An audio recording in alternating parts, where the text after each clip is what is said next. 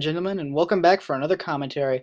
Now today we're going to be taking a look at a video by YouTube user Savage Broadcast, also known as That Movie Nut.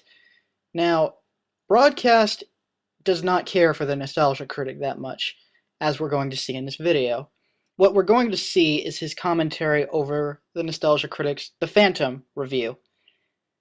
And while I do admit to liking the Nostalgia Critic, it's not so much a defense of the critic himself, it's more a critique on Broadcast behavior and how he's presenting himself, and some things that he said that were just flat out wrong. Now, before we begin, Broadcast video had an annoying green bar on it.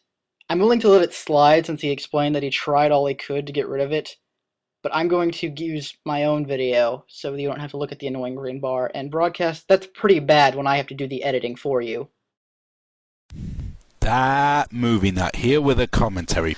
Now, I already did a video on the subject of Nostalgia Critic, and I admit, while he is far from terrible, he has been gradually going downhill, using stale jokes and idiotic arguments, as well as perhaps taking the films a little too seriously even for comedic intentions.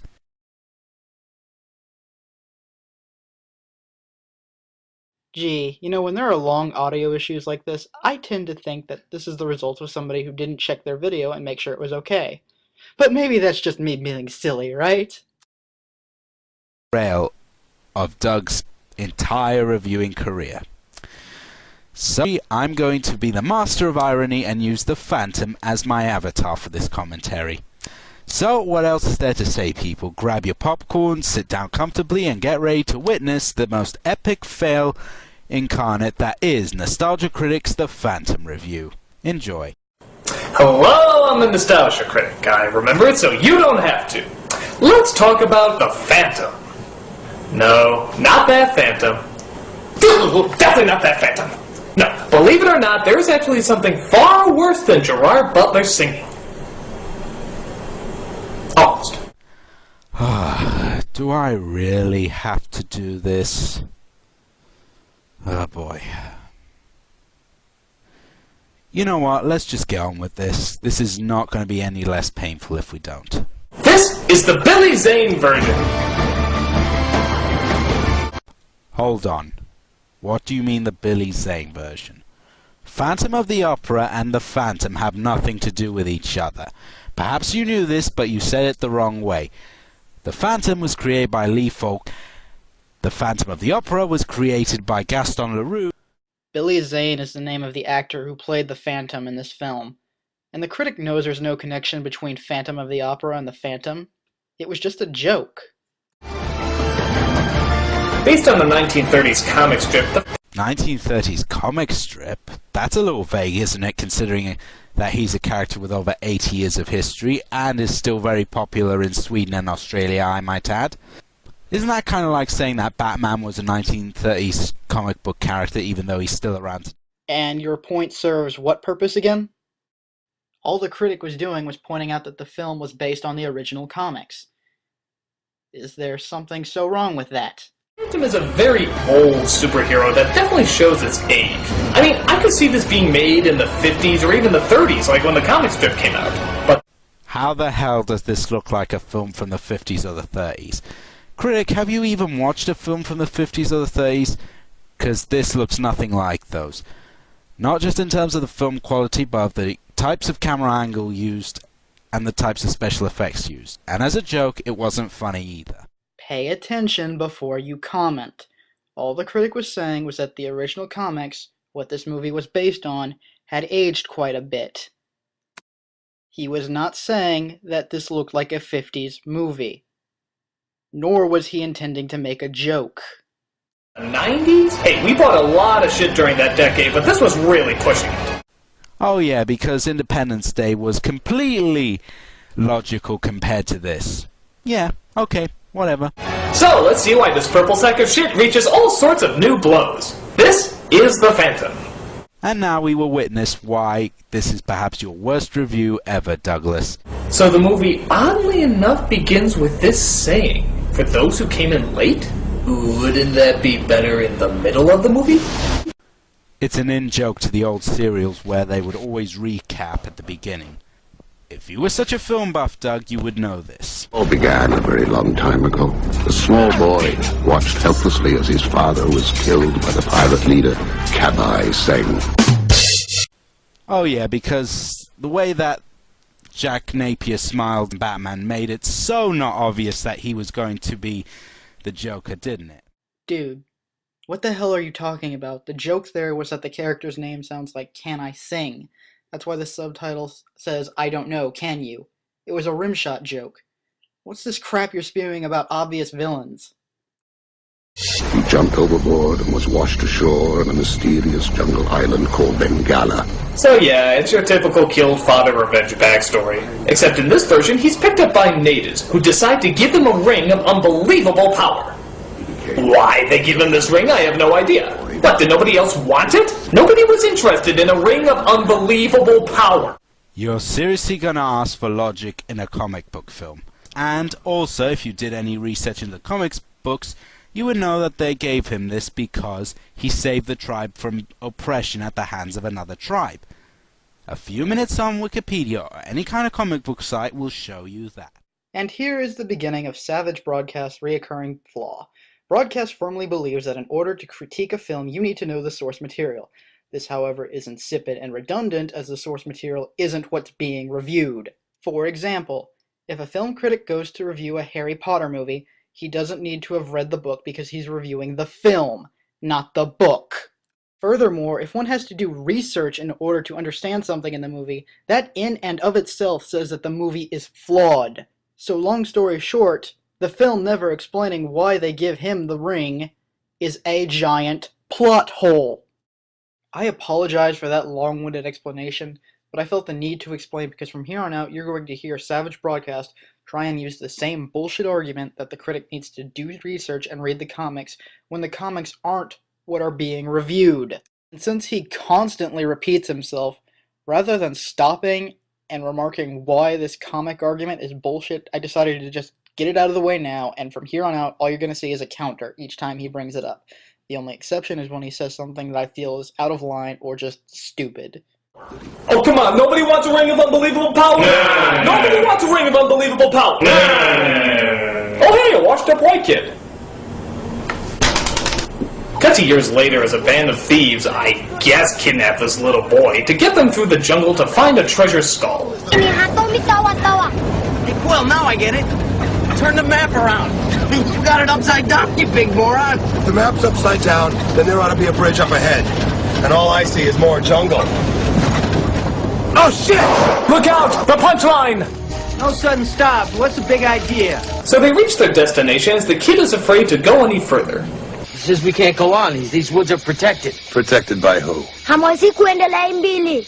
By a ghost. A what? A ghost who walks. A ghost who walks? By God! That's almost as scary as a ghost who does anything other than walks! Two things. That wasn't funny, and it was in the comic books, okay? So they tie up the kid and throw him in the back of the truck as they venture forward into the cave. A guy in a fedora hat looking in a booby-trapped cave for ancient treasure that's in the shape of a golden head? Thank God I'm unbelievably stupid. Or I just might have made a connection to Raiders of the Lost Ark. But nope, I'm just a dummy who wants to see the bad guy from Titanic wear purple spandex. Don't look at me funny. Oh yes, because that sequence was so original, even though the Indiana Jones is based off the old serials and comic books, and the Phantom had been doing that sort of stuff going into booby-trap caves long before Indy, and the whole thing of booby-trap cave treasures was in serials and films that predated Raiders. Okay, it's not a concept that was invented in Raiders, it was just made famous by it. While I will agree that the concept isn't original, something that needs to be addressed is that the Phantom and Raiders of the Lost Ark have the same writer. With that in mind, it becomes a little disappointing when working on a new project, the writer couldn't think of a way to make Phantom's action scenes a little more distinct. As the scenes in this film don't just look similar, they look almost identical to Indiana Jones. Can you see why that's a little disappointing to some people? Get ready, people. Perhaps the worst joke in the history of internet comedy is coming up. 3, 2, 1.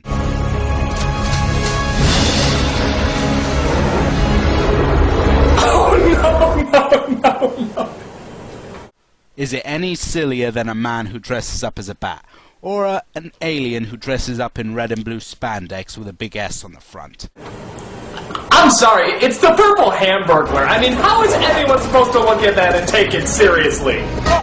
Oh yeah, because you can take a man who wears red and blue spandex with a big S on the front seriously. Look out! It's the gayest thing you've ever seen! I don't even get it. Why purple? How does purple blend into anything in the jungle?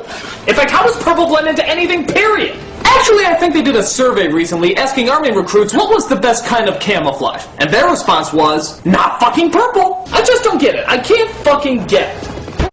Because if you did your research, again, a few minutes on Wikipedia, or if you're not such a tight-ass Burke, you would go down to your comic shop, and you would know that the Phantom is that way because his costume is based after a demon god. Guy. Somebody I already killed. What? You heard me. I killed him years ago. Well, guess what? He's back. But only a ghost can do that! A ghost who walks! Seriously, outside of Pac-Man, how many fucking purple ghosts have you ever heard of? Wow, look at that. This in no way resembles an action scene from one of the most famous adventure movies of all time. Or maybe it does, but it certainly loses all dignity once you put your main character in a purple costume. Again, the Phantom was fighting bad guys in that style long before Indiana Jones. And again, there were fights inside of trucks and cars long before Indiana Jones, okay? Indiana Jones just made it more famous. So the Phantom saves the boy, but unfortunately the bad guy escapes. So we cut to the Phant Cave. It's called the Skull Cave. It's the ancestral home of the Phantom. Again, little bit of research. As he looks for information on the skull, while his faithful boy servant tends to his needs. He's not a boy. He's called Guran, and he was a lifelong friend of the Phantom. I really don't want to have to keep repeating the whole research thing. It's probably not as gross as it sounds, but I'm not denying anything either. Skulls of Tuganda.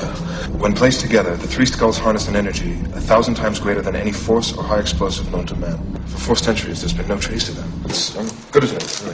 Very well, goes to walks. Really? He has to call him Ghost Who Walks? You know, how about something more appropriate, like Man Who Wears Eyeshadow, or Spirit Who Should Put on a Shirt, or Guy Who tee-hee-hee, I'm so sorry, I just can't get past that stupid purple costume. But oh well. Wait a minute. What did you just do? Yeah, I'm so sorry, I just can't get past that stupid purple costume. But oh well. You skipped over the ghost subplot about the Phantom's murdered father. You cut out an important subplot in the film and a big part of the Phantom mythos. Wow. Doug, congratulations. You have just sunk to a new low. It's one thing when you insult childhood memories. It's another thing when you decide to, oh, I don't know, lie about the... Look! You made a good point! It's just too bad I can count all of them in this commentary on one hand. And the rest is just you repeating the same bullshit point over and over. And you're also going to say things later on that I can use to bite you in the ass. But we'll get to that when we get to that, won't we? A young adventurer named Diana Palmer, who is trying to help her uncle prove that an evil businessman named Drax is tampering in piracy. He's on a quest for a supernatural power. And it turns out that Drax is on a quest and is super evil as well, as this scene where he confronts a traitor demonstrates to us. Oh yeah, because when he was talking to Diana's uncle at the party, he seemed so totally normal, didn't he? Requests for access to special collections come directly to me. I'm the only one who sees them. Well, good. Thanks so much for coming. Not at all.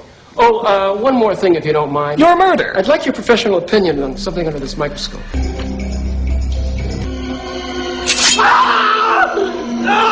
Well, I guess you won't be needing these anymore. Now, again, why didn't he just shoot this guy? I mean, at first I thought it was to maybe cover up his tracks, but how do you explain death by killer microscope? Oh yeah, because the Joker never tried to dousing them with acid from a flower or blowing smiling gas at them. No, he always shot people, didn't he? You seem to be forgetting that the Joker is insane, and as a result, we expect him to murder like that. We expect him to kill in nonsensical, complex, and overly complicated ways. We don't see that character trait in this villain. As a result, that killer microscope bit just seemed redundant, and in the long run just doesn't make sense for his personality. And before you try and say it's a comic book movie, that does not excuse bad writing. The plane that was carrying Diana gets ambushed by air pirates. Attack! It turns out they've come specifically for her, as we see the leader of the pirates is... Oh snap. Really? You're really gonna do that? Critic, put some effort in. Hey, he's putting some effort into something. I'm sorry, that's all I can think of when I get to this point of the commentary. But back to business. Since this commentary is already long enough as it is, and it's going to be even longer by the end of this, I'm going to cut ahead a little bit since he doesn't speak for a while, okay? Let's see just how stealth a man in a purple suit can really be. Well, that didn't take very long now, did it? Worst escape ever. Oh yeah, because Indiana Jones never walked into a room full of bad guys. And it's not like any other comic book film had a superhero walking into a room full of bad guys. I mean, what was that whole thing about in Batman 89 where he walked up into a belfry and there were tons of the guards? Relax! Small world, huh? Too small for two of us! But his wolf named Devil helps him escape as Diana... Oh, God, you gotta be kidding me. I mean, I could see Yosemite Sam falling for that, but a real-life person? Come on, it's really pushing it. Yeah, real-life people in a comic book movie. That makes a lot of sense. My good man, just because it is a comic book movie does not excuse it for having incredibly stupid people. In fact, if anything, that shows a very poor amount of effort put into adapting a script. So we fight off the bad guys and escape by using one of the boat planes, and he just sort of leaves the wolf behind. Well, that's nice. Real nice. What the hell is he supposed to do? Catch a cab back to the island? They're on the same island, stupid. And also, Devil is a trained wolf. He knows how to get back to the cave. Again, few minutes on the internet or going to your comic book shop, you would learn this. Okay, so far you're showing that you didn't do a drop of research at all.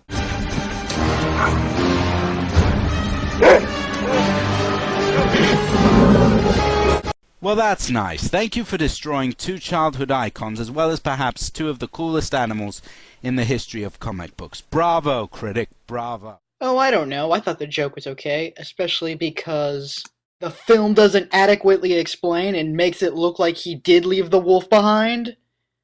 And before you try and use that same little do your research argument, refer back to my counterpoint at the beginning of the video. But it turns out their gas is leaking. So, get this. The horse and the wolf catch up with the plane. Are these just like the fastest fucking animals in the world? Look at all this shit they have to go through to catch up to them. A goddamn cheetah from Krypton wouldn't be that fast. Again, they're trained animals and they know the island. Again, few minutes on the internet wouldn't kill you. That doesn't change the fact that this still logically doesn't make any sense. And if you try to use the excuse, well, it's a comic book movie, that still means that this was a bad adaptation if it can't fill a plot hole like that.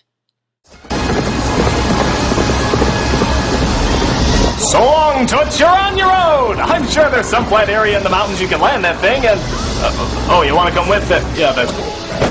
Oh yeah, because Superman never let Lois Lane nearly go to her death when they were flying, did he? And on that honestly useless comment, we end part 1 of Savage Broadcast Commentary.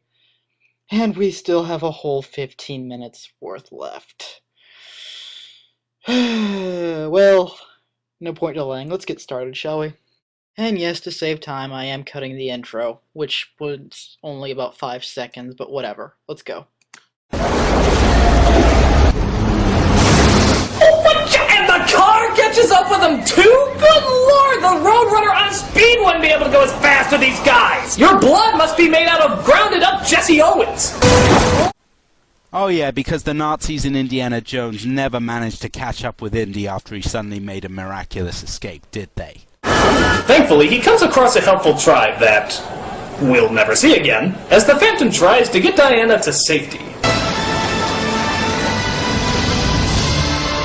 Oh gee, I wonder where his hideout is. I mean, not that it's hard to track down a person who looks like Grimace's anorexic brother, but a giant friggin' skull might be a little bit of a giveaway.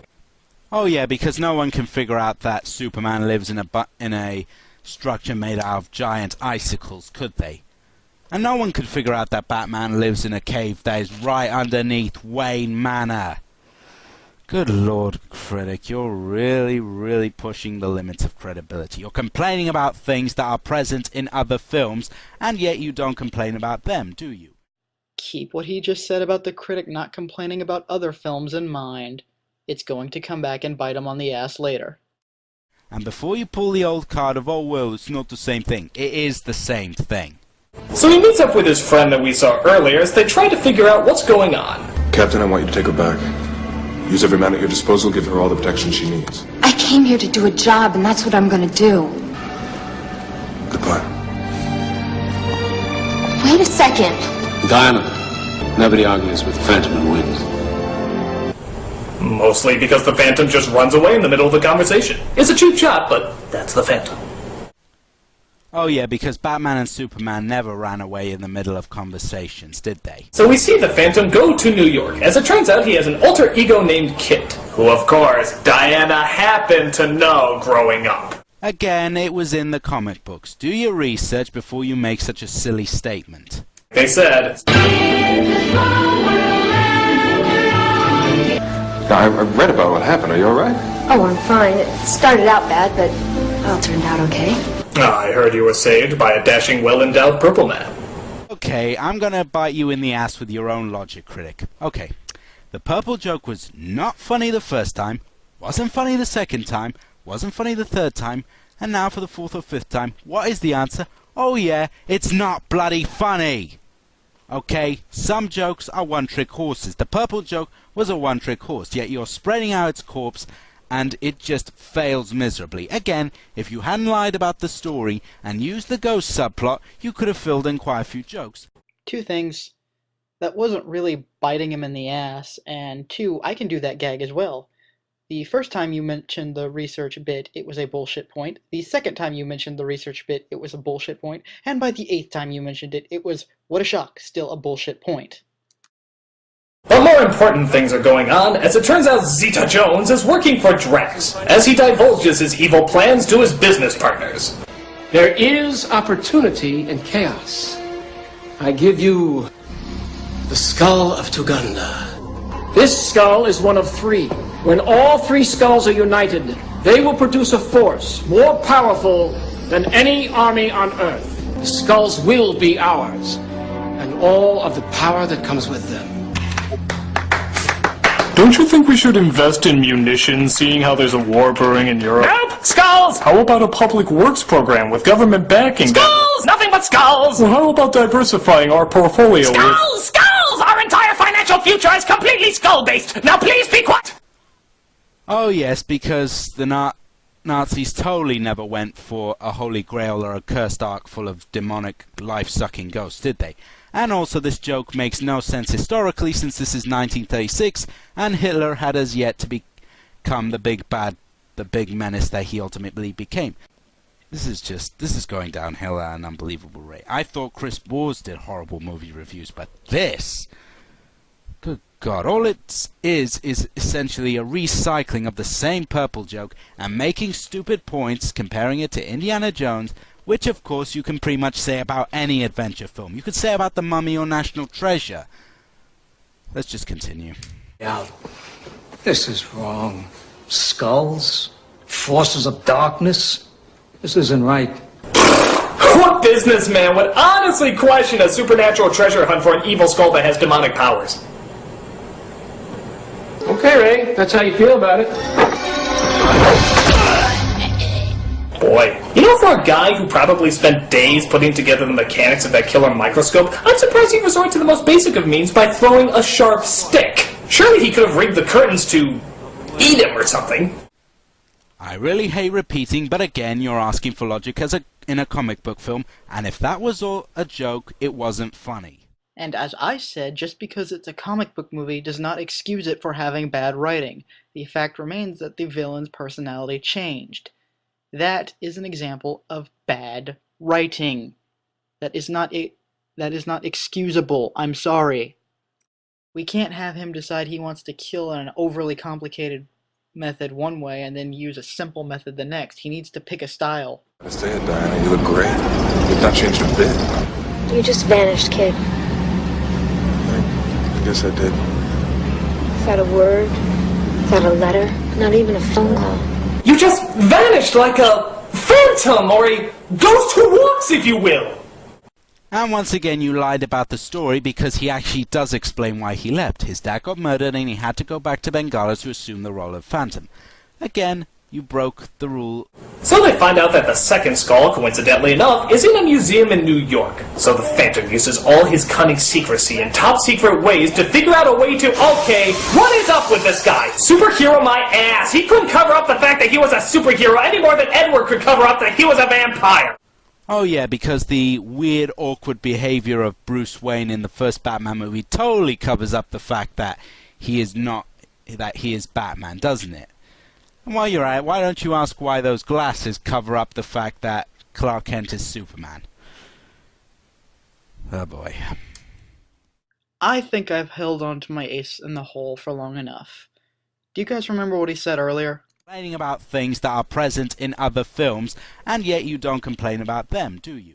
Given that line and the way he's been behaving during his commentary, I'm willing to bet Broadcast is assuming that The Phantom is the only superhero movie that the Critic has an issue with. And that would be wrong. So I would present to you, the jury, a clip from the Nostalgia Critic's Top 11 Dumbest Superman Moments. Roll the clip. Number 6.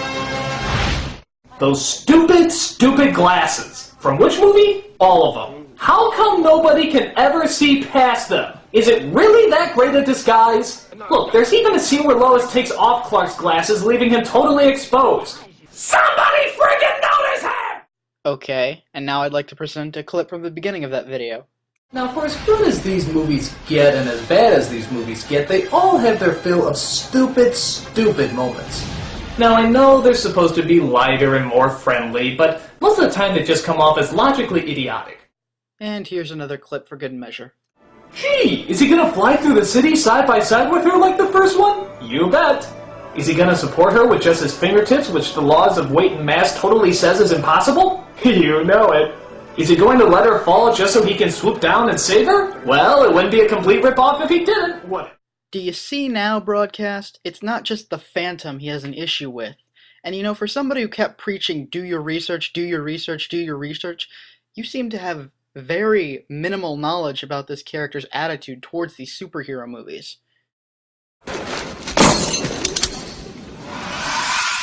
I'll take that, thank you.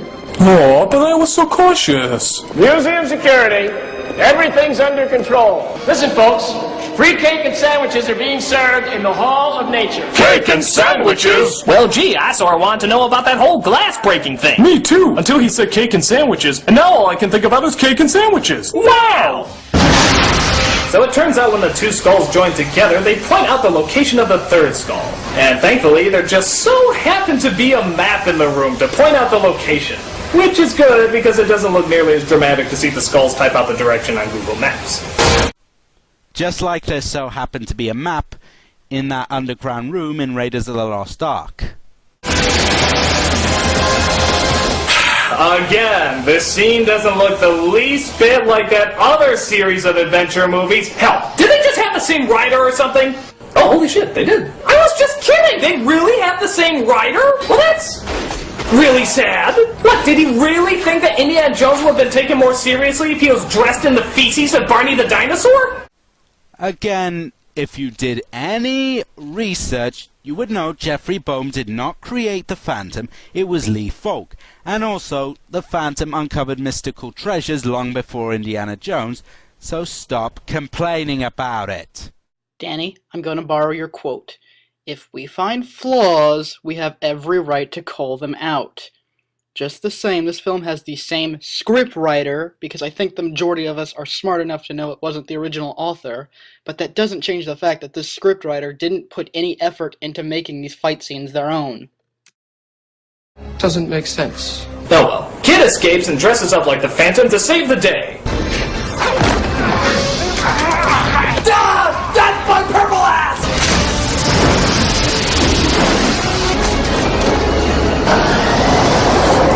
Purple Man climbing out of an elevator. So how are the kids? Forget him, he's not coming. He's probably dead by now.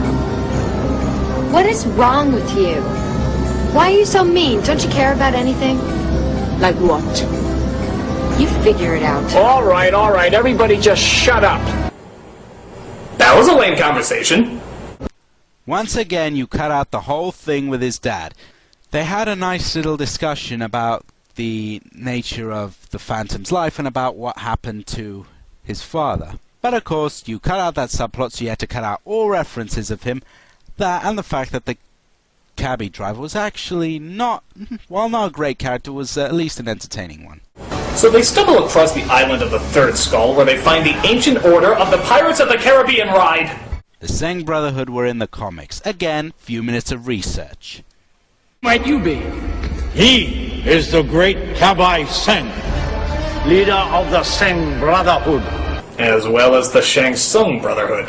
Your soul is mine. But one of the business partners doesn't trust him and points a gun at their leader. It's every man for himself. Okay, you get me out of here, or else you really gonna sleep with the fishes. She nibble. What's that supposed to mean? By the Ken. Oh gee, maybe I should, like, shoot you or something. That is, after all, why I pointed the gun at you in the first place. Oh, I'm dead. Yeah, why doesn't Donovan just shoot Indiana Jones after he drinks from the wrong cup in Last Crusade? Fatality. So the Phantom comes in to fight everybody off as Drax finally gets a hold of the Third Skull. And again, you conveniently cut out the fact that the Phantom gets back his father's gun belt from the killer, which of course completes this little story arc. But of course, you cut it out, and once again, made the film seem more shallow than it really is. But it turns out there's also a fourth skull, which is the most powerful of them all. The Deus Ex Machina skull, if you will. I've worn it all my life. For protection. I never really understood what that meant until right now. Ha! What a cheap jungle trick! Ha! I am acting! So it turns out the fourth skull was on the Phantom's ring the whole time. Yeah, what a pretty weak twist. If you were paying attention at the beginning of the film, you would have already guessed that the skull ring is the fourth skull. It doesn't take a lot of brain power, Critic. The fact that it's so obvious to figure out is what makes it so disappointing. So, sorry to break it to you, but this is indeed a weak and anticlimactic twist. This is it to destroy Drax forever.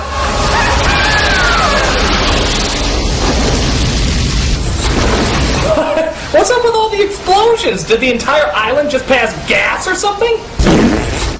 Oh yeah, because the temples and mines in the Indiana Jones films didn't just suddenly blow up, did they? So they all get off the island safe. Zeta Jones is a good guy now. Sort of came out of nowhere. Not really. If you paid attention during the fight scene, you would have noticed that she was fighting alongside the Phantom. Again, a little bit of attention, Critic, doesn't kill you. Dude, you're really gonna say that out loud and not think to yourself, wait, maybe it doesn't make sense because this film never showed any indication of her ever being a good guy. Anna asked the Phantom to reveal his true identity. Before I go, take off your mask. Let me see your face. Kit. Yeah, you really weren't fooling anybody with that. It's kind of embarrassing. Oh yeah, because it wasn't obvious that Clark Kent is Superman or that Bruce Wayne is Batman, is it? So he takes off his mask and, spontaneously, his eye makeup too, as he confesses something important to her. You know, I'm not really permitted to reveal all of my secrets. Actually, I am, but only to one person. Who's that? The woman I intend to marry. I don't know if that's wise, lady. Here's the last woman he tried to marry. My wife in practice, if not yet by law, so you will honor me. Bit of a buzzkill. So, oddly enough, she doesn't marry him, as I guess they're saving that for the incredible sequel that'll never ever come. No, dummy, it was said at the end of the film. The Phantom's father narrated the fact that Diana would return to the jungle to marry him. And also, it was in the comics. Again. would you shut up about the goddamn comics? It wasn't a good point the first time, and it certainly wasn't a good point by the 11th time. And besides that, you already mentioned that they had said what had happened in the film. That would have sufficed just fine. A few minutes on the internet, Critic, doesn't kill you. And thank Lord, because this movie was stupid! It's not the worst ever, but it's just so unimpressive. We don't really get to know the Phantom well, and what we do know, we don't really care that much about. Well, that's because you lied about the story and didn't bring up the fact that he is also on a mission to recover his father's gun belt and let his father's soul rest in peace. Fight scenes are standard, the villain's pretty standard, and... yeah, purple? Really? I just can't get over that. You picked fucking purple. Why didn't you just paint polka dots on his head while you were at it? Again, it was in the comic books. Few minutes on the internet, Critic. I really hate repeating myself. But, thankfully, there is one upside to this movie. Only problem is I can't get it back to the downside. I'm the Nostalgia Critic guy, remember? So you...